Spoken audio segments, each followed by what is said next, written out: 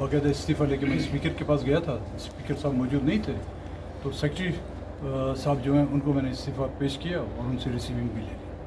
अच्छा मेंगल साहब, आपने इस्तीफा मैंने किसी को इत्मीनान में नहीं लिया है, ना पार्टी क़यादत को, ना पार्टी दोस्तों से मैंने मशवरा किया। ये मैंने फैसला जो किया है ये अपने ज़मीर का सर किसी अच्छा, दबाव में तो मेंगल नहीं है? बात का स्पीकर पूछते हैं कि रीवेरीफाई करने के लिए उसको बुलाते हैं, तो कहीं किसी दबाव में तो नहीं? दबाव है, ज़मीर का दबाव था जो मैंने अच्छा मेंगल साहब ये बताइएगा कि ये मेरा अपना ज़ाती फैसला था, अब उसके हवाले से पार्टी बैठ के फैसला करेगी, जो फैसला वो करेगी। कितनी दफ़ा मैंने मुंतखब हो वो जो अलायंस है वो सिलसिला जारी रहेगा या उसको भी खत्म? मुझे नहीं लगता, पार्टी देखे क्या फैसला, क्योंकि उस अलायंस में जाने का फैसला भी पार्टी ने किया था।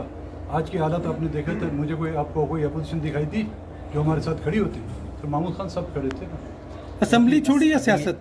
जी, असेंबली छोड़ी या सियासत? सियासत तो वो भाई रग में है, असेंबली एक से मायूस हूँ, आवाम से मैं मायूस नहीं। आगे क्या हिकमत अमली है? जी, थैंक यू सर। अगली हिकमत अमली क्या है? अगली अमली फिर अगले उसमें वक्फे के बाद फिर मिलेंगी।